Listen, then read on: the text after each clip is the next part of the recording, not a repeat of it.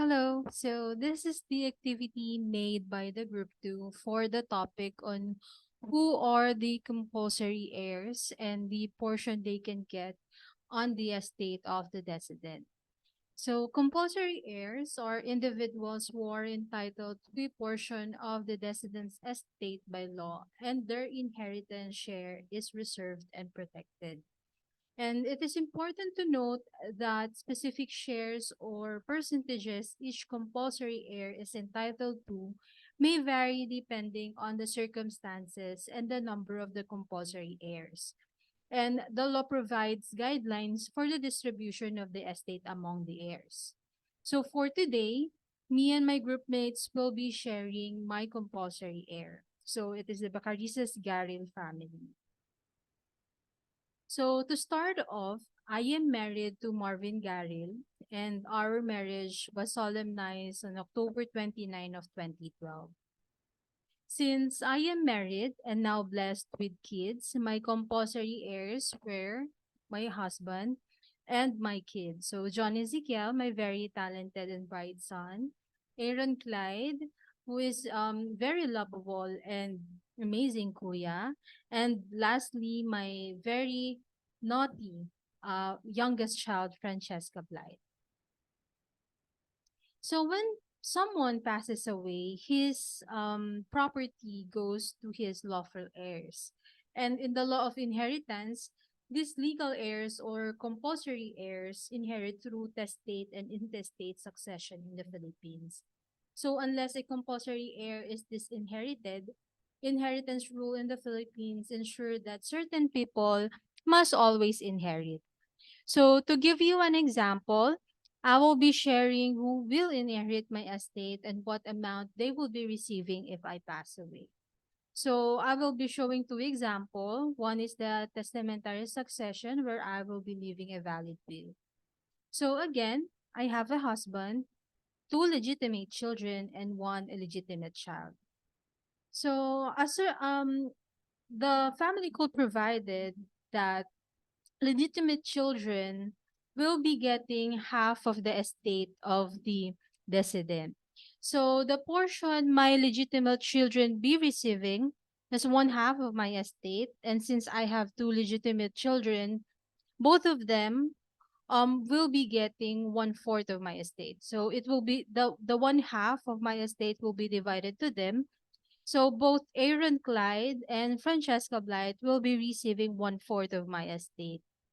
For my second compulsory heir, it is my husband, and it is provided that the husband, the surviving husband, or the surviving spouse will be receiving same of same portion of what one of the legitimate children will be receiving. So here in this case, my husband will be receiving one fourth of my estate.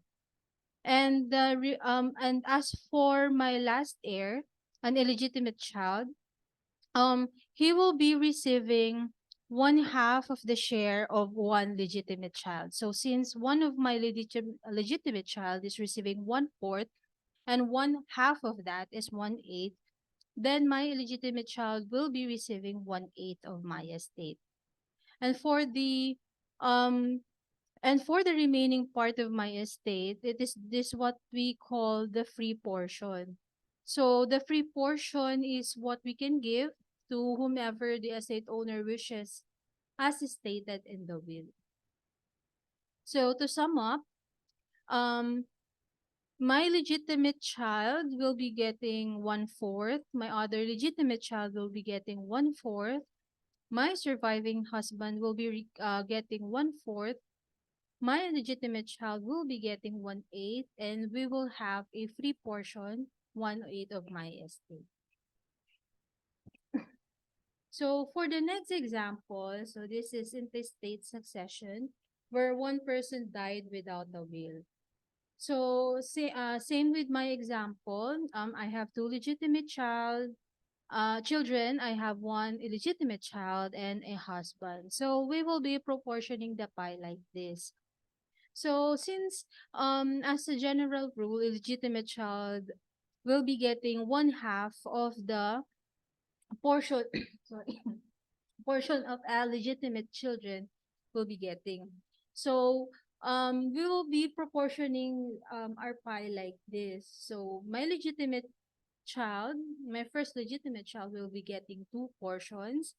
My second legitimate child is will be getting two as also.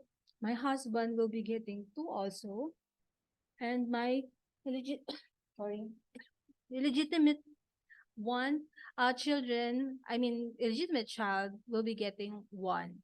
So all in all, for my two legitimate children, a husband and an illegitimate child, there would be seven portions.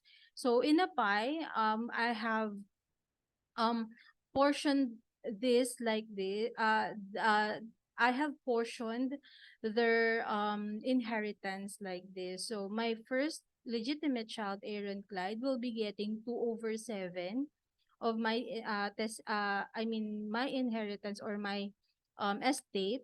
2/7 is equivalent to 28.6%. My second legitimate child will be getting same 28.6%. My husband will be getting 28.6% too, since his share is equivalent to one of my legitimate child. And my illegitimate child will be getting 14.3%, which is half of the portion of the person or the percentage of what a legitimate child will be getting.